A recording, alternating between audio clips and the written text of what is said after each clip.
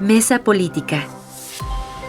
Una mirada feminista para avanzar en la igualdad. Hola, ¿qué tal? Bienvenidas a una nueva emisión de La Mesa Política, una mirada feminista para avanzar en la igualdad. Yo soy Lucía Lagunes Huerta y vamos a abordar en este episodio con Angélica de la Peña, Marta Tagle y en esta ocasión Lisbeth Ortiz, la jefa de información de CIMAC Noticias, la carta del Mayo Zambada que hizo público a través de sus abogados, pues basada en derechos humanos y lo que eso implica para el gobierno de la presidenta Claudia Sheinbaum. Así, y también vamos a hablar sobre este proceso que lleva ya un avance importante en la elección de las nuevas juezas y jueces que pues tendrán en sus manos la justicia en nuestro país. No se vaya, quédese, escuche este episodio. Tenemos un montón de temas, pero mi querida Angélica, déjenme presentar. Hoy está con nosotras mi querida Angélica de la Peña, como siempre, y tenemos a una invitada especial, que ella es Lisbeth Ortiz, la jefa de información de la agencia de noticias. Liz, muchas gracias por aceptar la invitación acá. Mi querida Angélica de la Peña, si quieres, arrancamos contigo. Bienvenida como siempre, gracias por estar. Esperemos que Marta Tagle se pueda sumar. Nuestra querida Alma Margarita tuvo pues un llamado especial allá en Baja California, en el INE, así que por esa razón no va a estar en esta mañana. Y tenemos tela de dónde cortar, mi querida Angélica de la Peña, así que arráncate, si te parece. Bueno, muchas gracias, querida Lucía, querida Liz, muy buenos días. Este lunes que inicia una semana complicada, me parece que el tema sigue siendo que prácticamente está cumpliendo los días, el mes que dio Trump a México para abordar el tema de si continúa esta imposición de los aranceles al acero y aluminio, y anuncia además otros aranceles que no sabemos por dónde vaya a determinar amenazarnos, pero me parece que frente a ese discurso beligerante Trump, ayer me llamó la atención una opinión de Marco Rubio en el sentido de señalar a pregunta expresa, bueno, México y Estados Unidos siguen hablando, hay buenas condiciones para continuar esta conversación. Pero, ¿qué es lo que pone como una bomba? Es lo que yo llamo esta papa caliente. En los últimos días, pues es la carta que evidentemente está bien estructurada, bien asesorada por sus abogados, que firma el Mayo Zambada, donde está anunciando que si México no pide su extradición a México, puesto que fue sacado de manera ilegal, él invoca sus derechos como mexicano, pero además amenaza que si no acontece así, entonces habrá un colapso. Y hay una gran interpretación de lo que significa colapso. Y me parece que la amenaza que no se puede dejar de ver es que el Mayo Zambada pues tiene una gran información respecto de todos los acuerdos que seguramente celebró con funcionarios mexicanos. No podemos dejar de olvidar que siempre se señaló que los abrazos no balazos estaba dirigido precisamente a favorecer a este cártel. Y entonces la situación es muy compleja. En esto también la amenaza a los aranceles evidentemente también están afectando al peso mexicano frente al dólar. Y por otro lado, pues la popularidad de la presidenta sigue al alza, ¿no? Entonces, sí estamos ante una situación muy compleja. Me parece que el mundo está pasando por una situación en donde no puedes decir esto es blanco o negro, sino que hay una serie de reacomodos. Trump ha sido, me parece que está constituyéndose en un parteaguas frente a lo que al cambio de la política exterior de Estados Unidos, y no podemos dejar de observar las amenazas también a otros países, a otros dirigentes, como es el caso de Zelensky en Ucrania. De tal manera que este reacomodo nos ve a México en una situación, desde mi punto de vista, muy compleja. Porque siempre, mi querida Lucía, querida Liz, México se había caracterizado por ser un país imparcial frente a estas divisiones en el mundo, siempre. Recordemos la Carta sobre los Derechos y los Deberes, que me parece que no tenía desperdicio, diseñada por estos constitucionalistas evidentemente nacionalistas, pero sobre todo que decían, a ver, México tiene que verse por encima de estas divisiones, en ese momento la Guerra Fría, pero ahora tenemos otras características de lo que pudiéramos pensar es una Guerra Fría que puede calentarse en cualquier momento, aunque ya la tienes en algunos lugares muy concretos del mundo, como es Israel contra Palestina, la Franja de Gaza, lo tienes, por supuesto, y ya lo mencioné, en el caso de Ucrania con Rusia, y así estamos viendo confrontaciones en donde yo no veo a México vindicando esa política internacionalista que nos caracterizó de el respeto a lo que pasa en otras naciones, el respeto a nuestra relación con todos los gobiernos de todos los tipos, así como tenemos una gran relación con el gobierno de Estados Unidos, bueno, tenía que darse porque es nuestro principal vecino, hay presiones históricas siempre hacia México, pero también se apoyaba a Cuba. Recordemos que siempre México, los gobiernos priistas, apoyaron a Cuba cuando Cuba lo necesitaba, pero también así apoyaron a Chile cuando los inmigrantes perseguidos políticos de Chile en la época Pinochet, pues también los apoyó. Es decir, México siempre ha abierto sus puertas a lo mejor del mundo, antes a los republicanos en la guerra mundial de España. Es decir, México siempre ha estado como que imparcial frente a todos estos vaivenes políticos, pero siempre procurando el respeto a los derechos humanos de todas las personas que en ese momento pudieran estar en una situación de vulnerabilidad, de riesgo. Yo veo ahora en esta definición que caracteriza al gobierno de la presidenta Sheinbaum, igual que su antecesor, pues y más inclinada a los populismos, y me refiero concretamente a la política interior. Es verdad que se empezó a dar prebendas a la gente que lo necesitaba desde gobiernos, bueno, empezó prácticamente con el gobierno de manera mucho más enfática de Salinas, de Gortari, y se siguió trabajando en esta exigencia de todas nosotras, de todas las organizaciones sociales de derechos humanos, de apoyar, de atender a la gente más necesitada para resolver esta inequidad, esta desigualdad social que caracteriza a México, bueno, toda Latinoamérica de manera muy particular, pero a México, y entonces, pero ahora cambia con el gobierno de López Obrador a darles dinero en vez de darles servicios como se venía construyendo, es decir, derecho a la salud, derecho a estar en situación de desventaja, bueno, pues ayudarte para que la educación de tus niñas y niños no tuviera problemas, en fin, tipo de situaciones que caracterizaban con llevar a las mujeres a que hicieran obligadamente para poder tener ese recurso para sus hijos, hacerse la práctica, el examen de Papá Nicolau. Todo eso se olvidó, querida.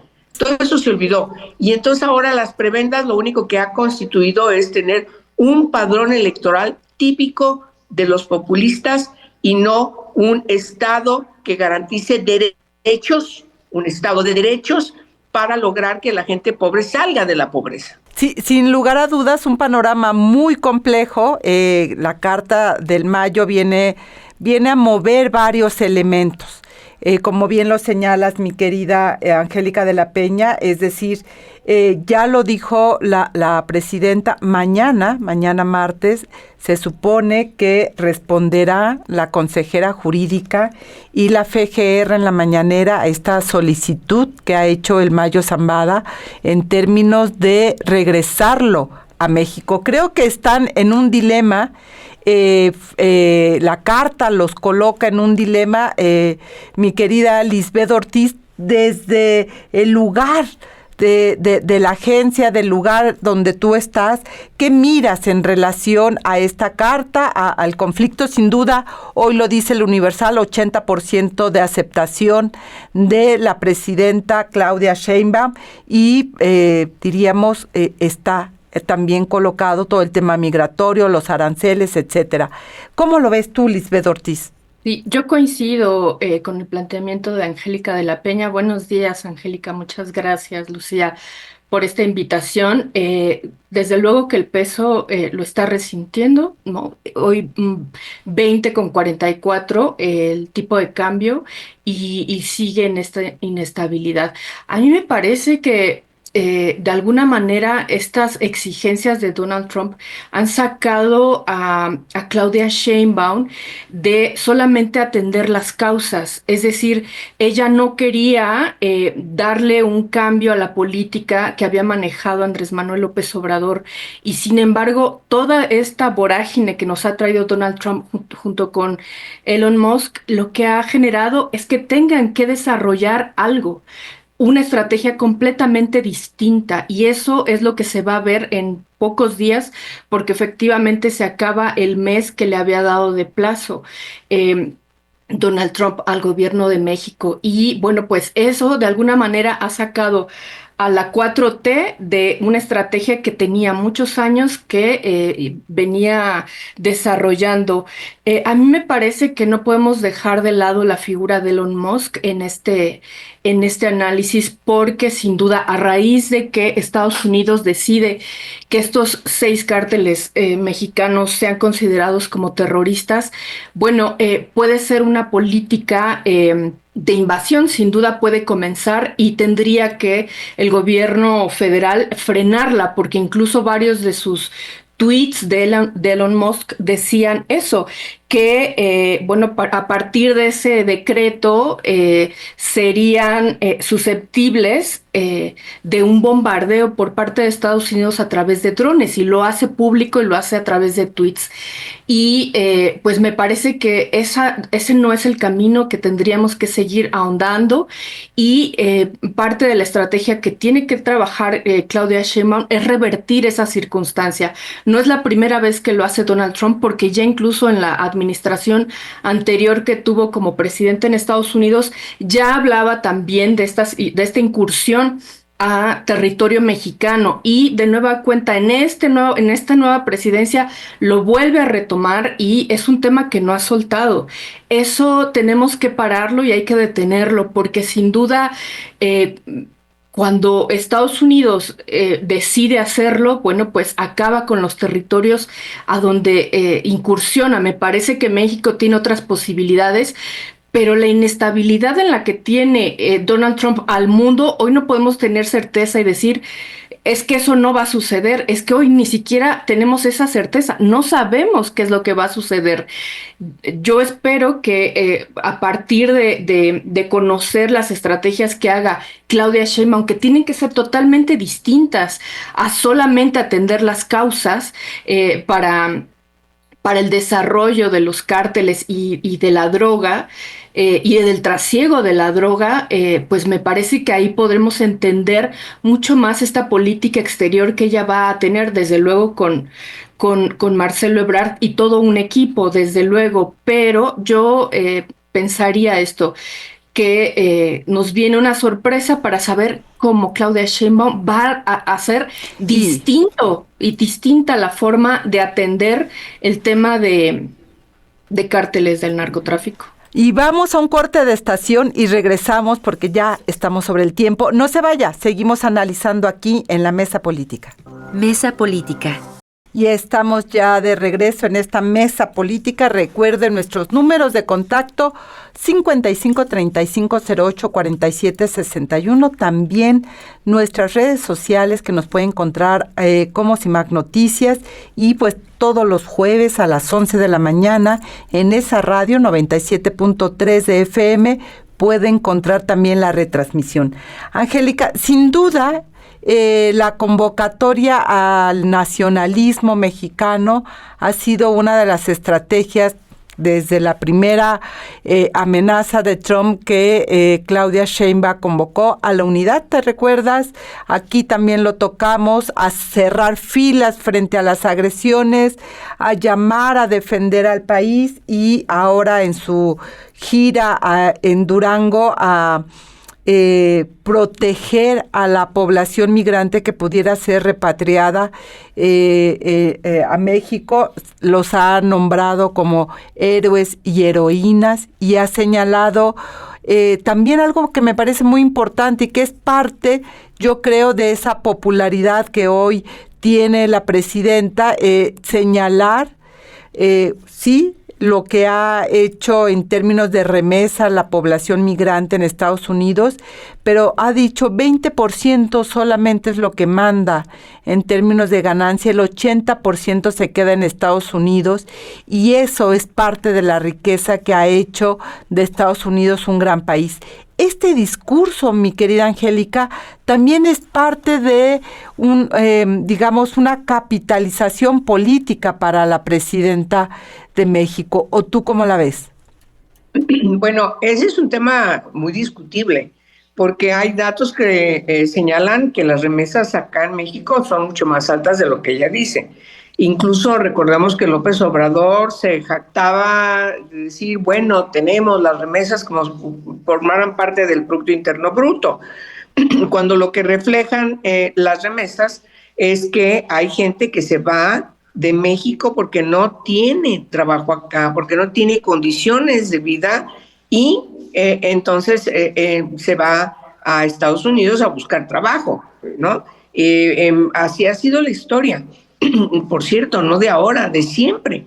Mexicanos, bueno, yo tengo montones de familiares que se fueron hace muchísimos años, formaron familias allá, pero se fueron porque no tenían acá donde trabajar. Y luego después los más jóvenes a buscar trabajo, incluso con profesión terminada. O sea, no estamos hablando solamente de braceros, estamos hablando de una multiplicidad de profesiones, de jóvenes que se van, hombres y mujeres con profesiones, con doctorados, que se van a Estados Unidos, a otros países, incluso a Canadá, a otros países, porque aquí no tienen condiciones de vida. Me parece que ese es un problema central.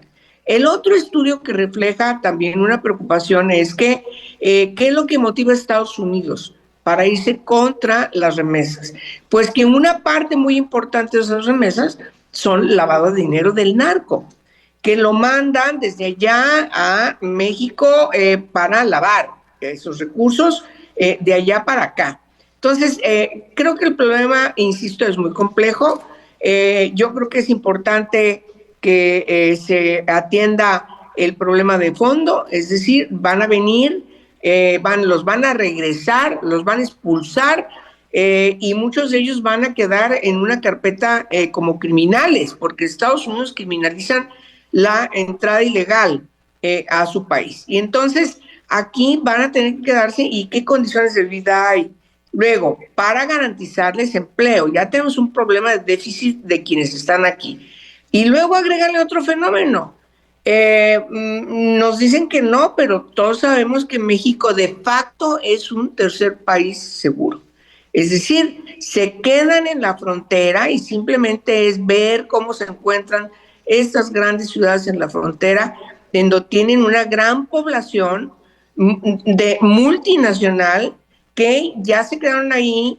Muchos esperaban pasar, todavía estaban al pendiente en la época de Biden, y ahora el señor dijo ya no, ni siquiera cumpliendo con ciertos requisitos que la propia ley de Estados Unidos plantea para poder entrar legalmente, se quedaron haciendo fila y dijeron ya no.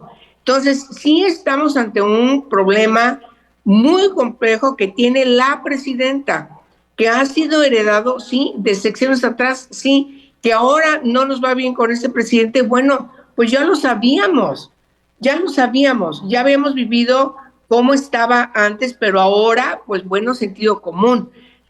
Ahora, a diferencia del anterior gobierno de Trump, tiene una mayoría que controla en el Congreso estadounidense, tanto en la Asamblea de Representantes como en el Senado.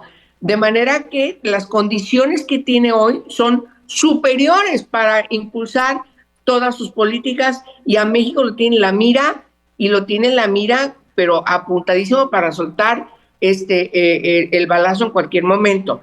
Ya sabíamos que eso iba a pasar.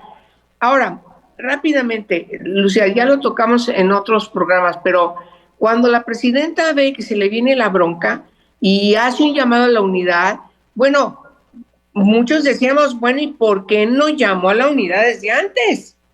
¿Por qué no escuchó desde la Cámara de Diputados del Senado a la oposición diversa? Por cierto, no es una oposición monolítica, y los diversos sectores de la población, y empezando por quienes están en el Poder Judicial, para decirle, aquí estamos. El desdén a la Suprema Corte de Justicia de la Nación como cabeza de un poder, de uno de los tres poderes de la Unión, es inaceptable, lo dijimos, y ahora nos están llamando a la unidad. Pues es una locura, es francamente no entender que estamos inmersos en una globalidad donde teníamos a unas horas días de que podía ganar Trump y poder ir a cumplir todo lo que anunció durante su campaña. No hay sorpresa en eso. Un llamado a la unidad que lo decían ustedes, Angélica, en aquel programa. ¿Con base en qué? ¿Cuáles son los elementos que hay que colocar? Porque no es en abstracto, no es en vacío, pues se necesita ir colocando elementos para la unidad. Sí, la defensa del país, sí, la defensa en términos del territorio, eso no cabe duda, pero los cómo no están dicho. Y creo que ahí tenemos un elemento que ya lo colocabas tú en tu primera exposición, es esta popularidad, esta empatía que tiene de aprobación, digamos, del 80%, que le da también un lugar distinto a la propia presidenta para enfrentar a Trump. Mi querida Lisbeth, estaba pensando cómo nombrarlo, pero no me salía el adjetivo que pudiera decir al aire, pero creo que lo que tú señalas de Elon Musk no es cualquier cosa. Es decir, lo que estamos viendo no es solo Trump, sino una derecha en Estados Unidos que ha ido cerrando filas para que este personaje pudiera llegar con compromisos muy claros. No es casual que pues este millonario esté siendo asesor y haya caminado con pies de plomo en términos de prácticamente desdibujar, deshacer USAID.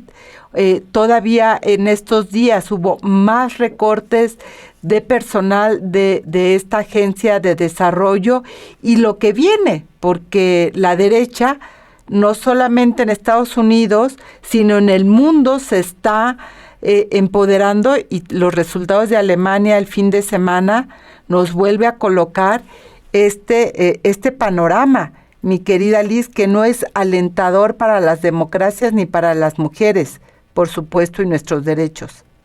Así es. De hecho, abrimos el día de hoy en la agencia CIMAC Noticias con una radiografía de la derecha conservadora en el mundo, y precisamente señalábamos el triunfo de Friedrich Merz en Alemania y pues él, junto con otros personajes cercanos, porque además están cercanos en las ideas y filosofías de Elon Musk, de Donald Trump, que quieren contener además esta oleada inmigrante, y eso es una realidad. O sea, cada vez tienen mayores espacios y van ganando espacios en la política internacional. Y sin duda esto es parte del respaldo que están teniendo. Cada vez hay un expansionismo que sin duda tiene que ver con la alteración a nuestros derechos humanos de las mujeres. ¿Por qué? Porque sin duda van para atrás. Es lo que ha pasado con el tema de aborto. Jamás hubiéramos pensado que en Estados Unidos pudieran revertirlo, y sin embargo lo lograron. Entonces, los derechos humanos de las mujeres, con esta derecha que está conservadora, que está ganando terreno, también los derechos humanos de las mujeres están en riesgo, sin duda, porque no podemos hoy dar por sentado ni por hecho que ya están ahí y que se van a quedar para nosotras. Eso es una alerta y que nos prende alerta, yo creo, a todas las feministas del mundo y de derechos humanos, la gente que trabaja y defensoras y defensores de derechos humanos, sin duda. Marta, bienvenida, un gusto, nos da muchísimo gusto que hayas podido sumarte aquí a la mesa política. Pues el tema es clarísimo, el tema es Donald Trump, los aranceles, la Carta del Mayo. Mi querida Marta, nos quedan 3 minutos como para un primer saque de comentarios y regresamos contigo después del corte. Si quieres empezar, mi querida Marta Tagle. Sí, pues muy rápido. Muchas gracias de entrada a mis compañeras de mesa por permitirme incorporar después. Tenían compromiso de trabajo, pero ya voy llegando. Muchas gracias. Y bueno, pues decirles que escuchándolas me parece que sin duda lo que estamos viendo, no tengo la menor duda de que es una reacción a los avances que hemos tenido durante los últimos años. O sea, lo que está sucediendo en buena parte del mundo, pero que lo vemos de manera muy cercana con Estados Unidos y que además hemos podido platicar con varias mujeres de América Latina, particularmente de Argentina, es una reacción al avance en los derechos de las mujeres, de la agenda progresista, y lo peligroso del asunto es que son personas que tienen el poder político y económico en el mundo, ¿no? O sea, las mujeres no logramos todavía alcanzar plenamente el ejercicio de nuestros derechos políticos y económicos, pero estos hombres vienen en retroceso, en regresión totalmente, con todo el poder político y económico del que cuentan, pues para echar para atrás, intentar de echar para atrás todos estos avances que nos ha costado tantos años, tantas décadas en conquistar. Y que sin duda hay que poner alerta porque se entremezclan y a veces quedan opacados ante escenarios como los que tenemos en el caso de México con este personaje, la Carta del Mayo, que coloca y eclipsa toda la agenda social, política, nacional en torno a lo que el personaje pudiera ser, y esto se va desdibujando poco a poco y todo lo que tiene que ver en materia de derechos humanos. Lo decía Angélica, es una carta del Mayo donde está asesorado muy bien en lógica de derechos humanos, y eso, mi querida Angélica, no es cualquier cosa. Ahí hay yo diría una trampa, porque ¿cómo le dices que no a los derechos humanos, sea quien sea? Vamos a ir a un corte de estación y volvemos para seguir hablando de Donald Trump y lo que viene para México en materia de derechos humanos también para las mujeres. Volvemos. Mesa Política. Y ya estamos de regreso en la Mesa Política. Recuerde nuestros números en cabina 5535-084761. También nuestras redes sociales de CIMAC Noticias nos puede encontrar cada una las redes personales y como siempre le invitamos a escuchar, en dado caso que se haya perdido parte de esta mesa, pues la retransmisión todos los jueves a las 11 de la mañana en Nesa Radio 97.3 de FM aquí en la Ciudad de México. Mi querida Marta, otro de los temas también que ocupa pues la atención en estos días tiene que ver ya el proceso electoral que tendremos enfrente sobre los jueces, las juezas que ingresarán. Me llamó la atención 2 cosas el día de hoy que colocan los medios de comunicación. Uno, la entrevista que hizo Yuridia Sierra con Loretta Ortiz, que garantiza, ella dice, la ministra, una corte feminista después del proceso electoral. No sé ustedes cómo la ven. Y lo otro que me llama mucho la atención son las 2.500 impugnaciones que existen solo por el proceso de selección. Si falta todavía, es decir, ¿qué vamos a tener enfrente como país en este proceso electoral que ya está encima y que será pues ya en esta semana cuando se manden a imprimir las boletas en las cuales la ciudadanía todavía no terminamos de entender cómo será la elección? Yo estaba oyendo en la mañana y no es persona por persona, sino va como una especie de planillas de las cuales tú vas a votar. En fin, está muy complejo. Creo que nos tienen que entregar un manual de cómo votar en este proceso electoral. ¿Cómo la ves tú, Marta Tagle? Sí, ha sido realmente un tema bien complicado, doloroso, ¿no? Por todo lo que implica las afectaciones en tantas personas que este proceso va a tener y que todavía no lo alcanzamos a ver, ¿no? O sea, por ejemplo, algo que, por ejemplo, no se le ha dicho a la ciudadanía es que los juicios no pueden continuar las otras personas porque el juez del caso, la juez o jueza del caso, tiene que conocer del caso desde un principio. Eso implica que las personas que actualmente están llevando algún juicio de cualquier de naturaleza, penal, fiscal, mercantil, civil, etcétera, se va a ver visto su proceso interrumpido en aquellos lugares donde van a cambiar de jueces, ¿no? Porque el juez que se nombre después de esta elección va a tener que conocer del caso y eso implica conocer desde un principio. Y entonces imagínate si esto implica que tú tienes a un hijo o hija en la cárcel, ¿no? Que además ha sido bien tortuoso llevar este proceso varios años y que además ahorita te digan va para atrás y empiezas de nuevo desde cero. Y esto todavía no lo empezamos a ver ni a vivir, ¿no? O sea, más allá del desorden que está haciendo la elección, que esa es la otra cosa que también me parece bien importante decirle a las personas que nos escuchan. Ok, ya salieron con la suya, tienen el poder, y lo pongo entre comillas, de reformar la Constitución y hacer esta reforma al Poder Judicial. Ok, ya la hicieron. Pero ¿por qué de hacerla de esta manera, tan mal hecha, todo encima de las cosas? Perfectamente se pudieron haber dado un año para hacerla hasta el siguiente año la elección. No corría prisa de hacerlo en este momento, atropellando derechos de las personas juzgadoras, de los procesos electorales, ¿no? Todo este nivel de impugnaciones habla de cómo se han venido vulnerando los derechos político-electorales de las personas juzgadoras que están inscribiéndose en este proceso, y tiene que ver con esta manera en la que han venido atropellando todo, ¿no? Ellos mismos están haciendo todo con los pies, ¿no? Total y absolutamente desordenado. Y lo que vamos a tener enfrente, además, que ese es otro derecho fundamental que se está violentando, es nuestro derecho como ciudadanas y ciudadanos a ejercer nuestro derecho a la elección, porque efectivamente el tipo de nivel de boletas que vamos a tener enfrente son muy complicadas, y no solamente va a ser para, o sea, lo que está teniendo de efecto es en las demás, en las siguientes elecciones.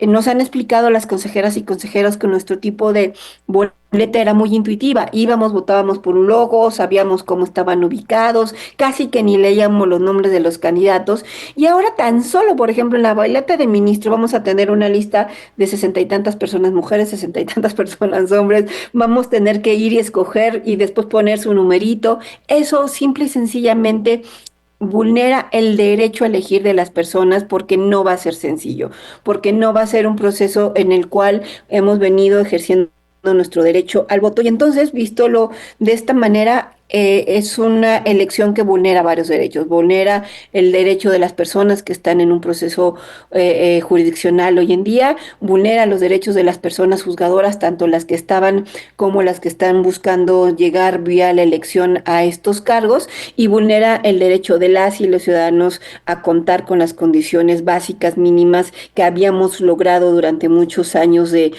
venir insistiendo, de poder tener el acceso a un derecho al voto libre, con certeza, con seguridad, sin interferencia de los poderes públicos y de otros poderes, ¿no? Porque además, pues, justamente salió en el tema de abogados ahí pues, dudosa procedencia, ¿no? Entonces, están vulnerando con esta elección varios derechos, y como te decía, y con esto concluyo mi intervención, pudiendo hacer bien las cosas. O sea, si ya estaban empeñados en esta reforma, ¿por qué se empeñan en hacer las cosas tan mal como siempre hacen las cosas? En las rodillas. Y esto que señala Angélica, tú lo comentabas en algún momento, en alguna otra mesa, la dimensión de los efectos que esto puede traer. Cuando en nuestro país 70-80% de la población está, digamos, sin una sentencia, está en proceso.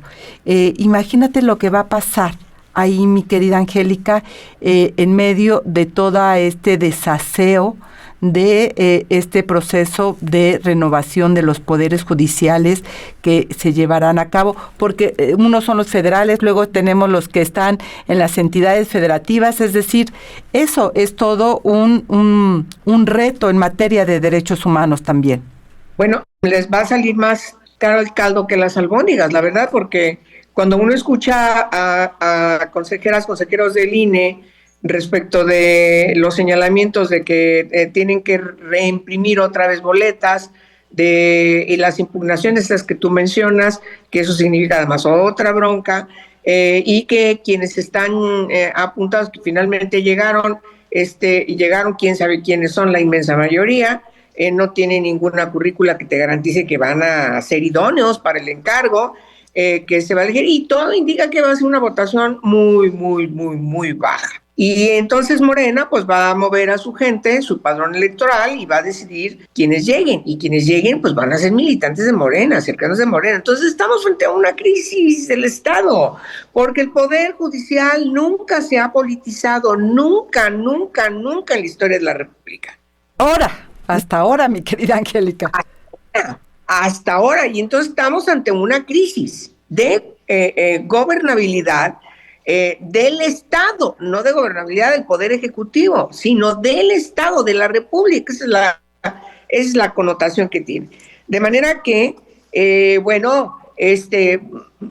lo que menciona Marta simplemente es una cosa verdaderamente que no se ha ni siquiera visibilizado la magnitud de las repercusiones.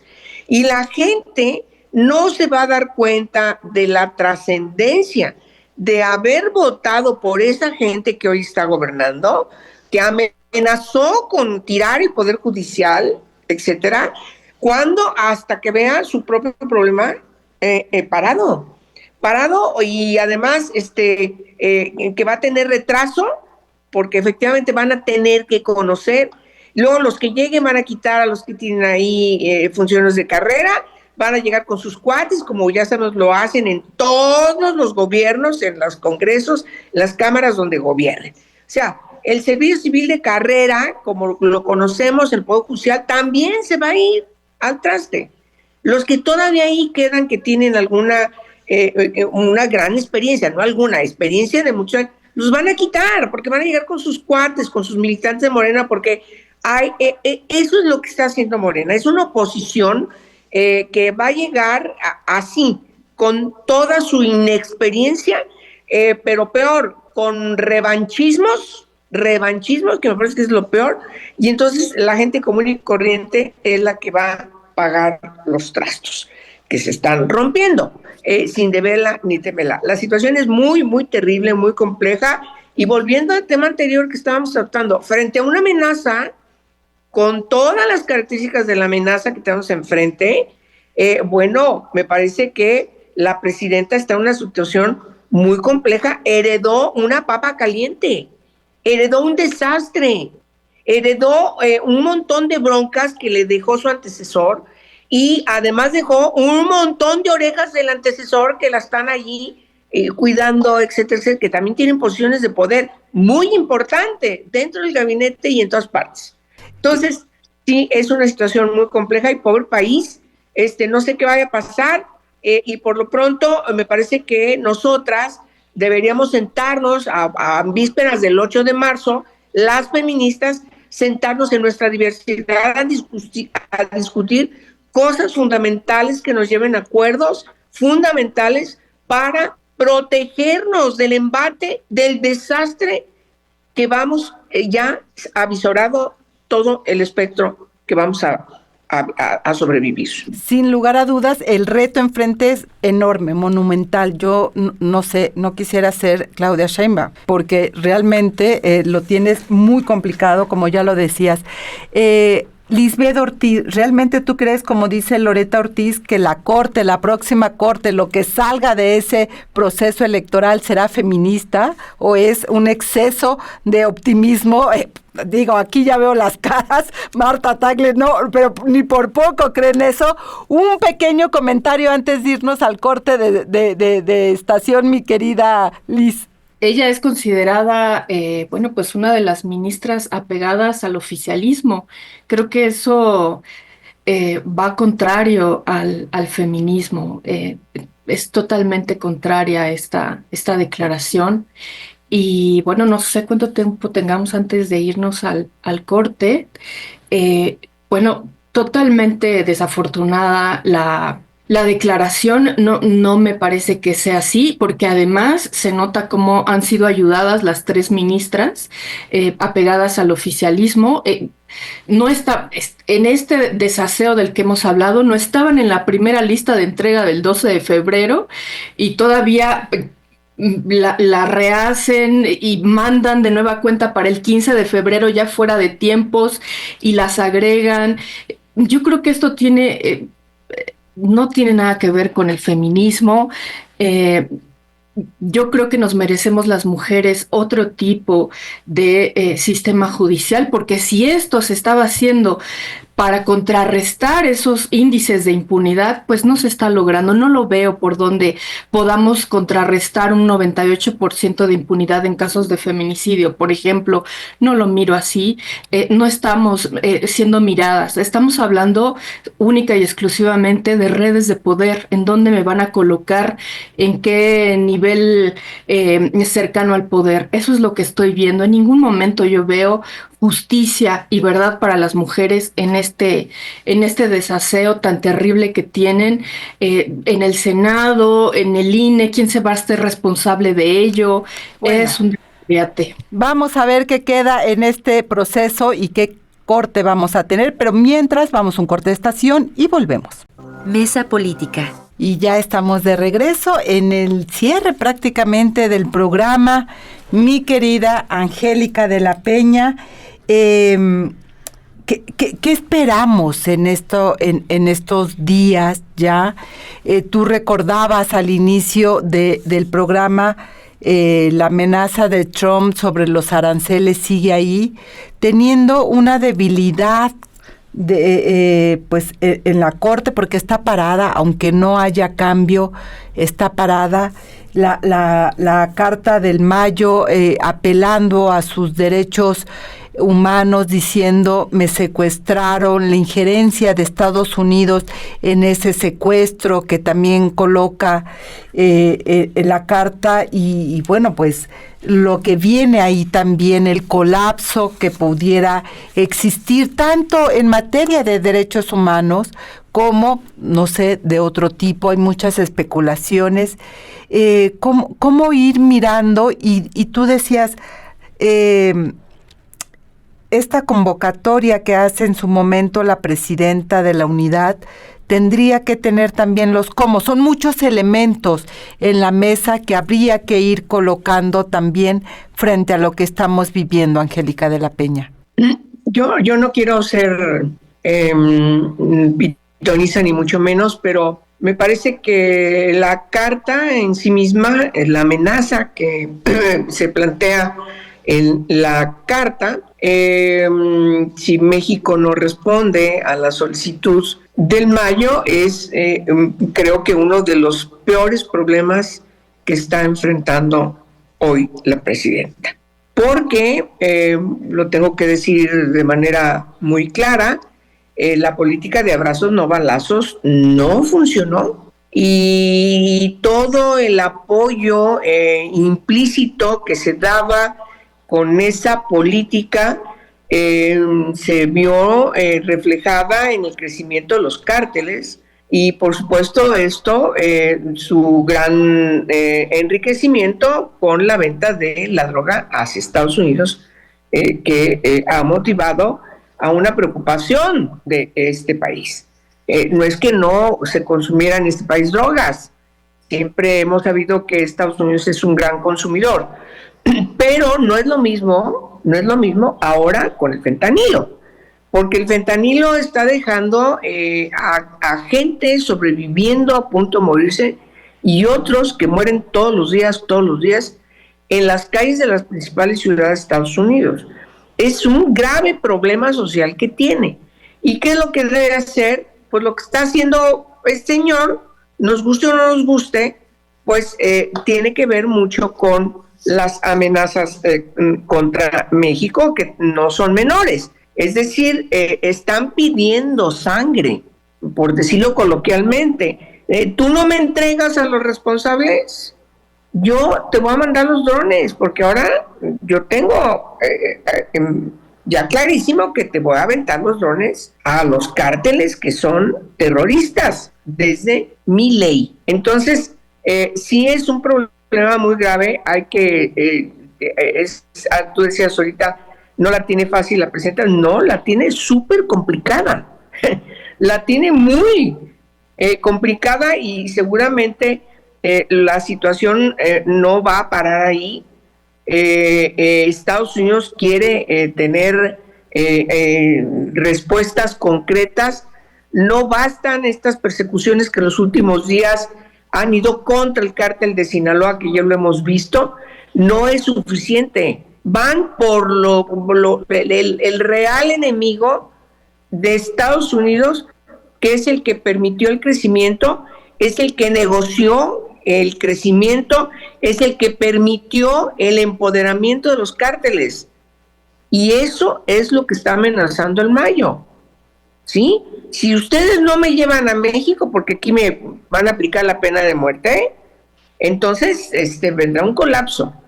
Y yo lo veo desde dos puntos de vista. O ciertamente se apuran a intentar la negociación desde el Estado, como lo hicieron con el general Cienfuegos, o la otra, él suelta la papa en Estados Unidos, lo cual también es verdaderamente complicado, ¿no? Entonces, cualquier escenario es complicadísimo para la presidenta. Es decir, si se trae al Mayo Zambada, puede ser la confirmación también, mi querida Marta Tagle, de esta convivencia entre el poder político y el poder criminal.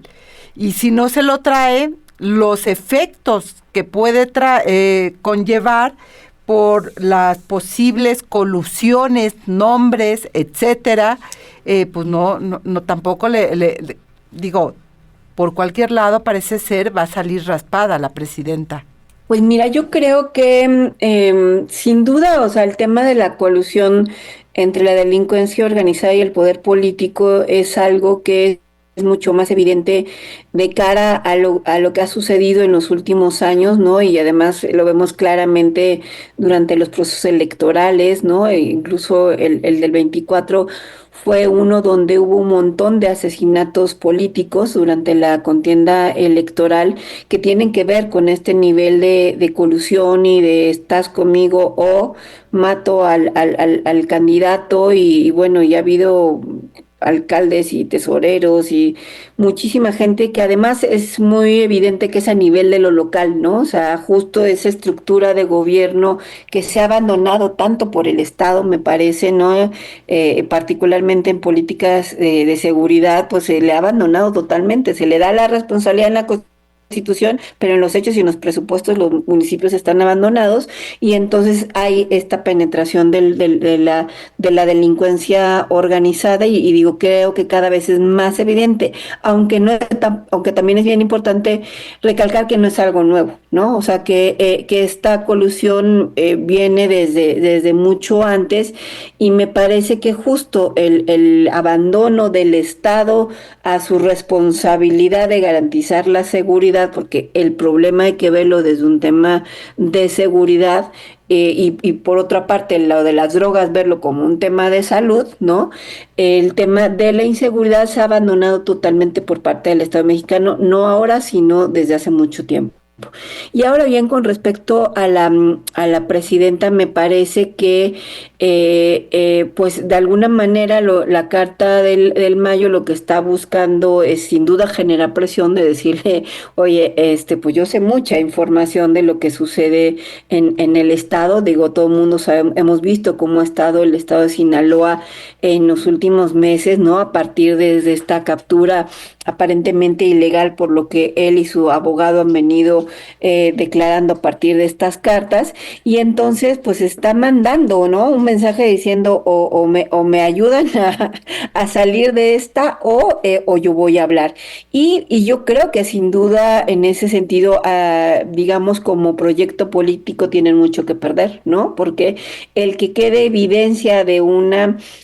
O sea, porque hasta ahorita han sido rumores, una serie de declaraciones en redes, ¿no? Aunque haya evidencias, formalmente ellos lo han negado, pero si hubiera una declaración de esta naturaleza vinculando directamente a políticos de Morena con la delincuencia organizada, me parece que sin duda sería un tema político muy difícil de manejar para la presidenta. Y lo único que también me gustaría comentar con respecto a este tema es que la presidenta está viviendo en carne propia pues la herencia de lo que dejó el gobierno de Andrés Manuel López Obrador, ¿no? Esa política de abrazos no balazos, este crecimiento de la colusión política entre la delincuencia y con la delincuencia organizada, este crecimiento que vemos de la violencia en varias partes del país, es una herencia directa de Andrés Manuel López Obrador, con aquella carga, con la que haya decidido además continuar en el sentido de herencia. Me parece que está buscando cambiar un poco la estrategia, pero las consecuencias las está viviendo directamente ella, y además con la complejidad que tiene, que tampoco puede decir pues se lo debo a los de atrás, como hacía Andrés cada rato, que decía que era culpa de Calderón todo, ¿no? Entonces aquí pues no hay manera de que le eche la culpa a Andrés Manuel, cuando evidentemente mucho de lo que se está viviendo en estos temas tiene que ver con esta estrategia, si se le puede llamar de alguna manera, de Andrés Manuel de los abrazos no balazos, que tenemos la realidad que hoy estamos viviendo de inseguridad, de zonas capturadas total y absolutamente por la delincuencia organizada, de lugares donde no veíamos violencia. Yo, por ejemplo, tengo familia en Tabasco y ahí no veían violencia, y últimamente ya se les ha vuelto casi imposible lo que está pasando en Chiapas. O sea, zonas de las que no hablábamos, y que ahora más bien ya es difícil no mencionar una zona donde tú quieras incluso salir por carretera y no te sientas con la preocupación de la inseguridad que hay, ¿no? Campeche es una zona que no estamos mirando todavía en el escenario, pero que ya está viviendo los efectos. Y pronto empezaremos seguramente a hablar, como bien lo señalas, Marta Tagle, no hay una zona que esté libre de esta situación. Mi querida Liz, ¿con qué cerramos? ¿Con qué cierras tú esta mesa? Bueno, pues ha sido una vorágine estos primeros 6 meses del gobierno de Claudia Sheinbaum, y bueno, pues nos quedamos esta semana a la expectativa de el acuerdo que va a procurar con los Estados Unidos, en acuerdo de cooperación, y que la va a sacar precisamente de esta política que han tenido de abrazos no balazos, y que atender las causas. Y por lo tanto hoy van a sacar a la 4T de esa estrategia, y será muy interesante mirar qué es lo que va a generarse, pero no perdamos el foco del tema de derechos humanos, porque sin duda la militarización en la frontera es un tema que está lastimando y que va a lastimar profundamente a la sociedad mexicana y desde luego a la migrante. Eso no lo podemos dejar de lado. Y también la situación que se va a vivir en las casas migrantes, en los centros de llegada. Esto es un tema que también tenemos que ponerlo en el foco, y también en los centros de desintoxicación, que cada vez están siendo más atacados, y eso es un tema que nos va a heredar, sea cual fuere el resultado. Sin duda, esto ya está para nosotras en el territorio mexicano, ya convivimos con eso, y viene sin duda, me parece, una crisis migratoria para poder contener, de la que tenemos aún mayor, para poder contener esta situación con Donald Trump. Y esto nos vendrá ya muy pronto como para el análisis más profundo. Yo creo que hay que esperar mañana la conferencia de prensa, la respuesta que va a dar el fiscal Gertz Manero y la consejera jurídica de la presidencia. Quedó que será mañana cuando se explique qué va a pasar. Entonces yo creo que tendremos tela de dónde cortar el próximo programa. Mis queridas Angélica de la Peña, Marta Tagle, Liz, gracias por estar esta mañana. Eso fue todo en esta mesa política, una mirada feminista para avanzar en la igualdad. Les invito a compartir sus comentarios en nuestras redes sociales y recuerde que puede escuchar el resto de nuestros episodios en Spotify y SoundCloud. Mesa política. Una mirada feminista para avanzar en la igualdad.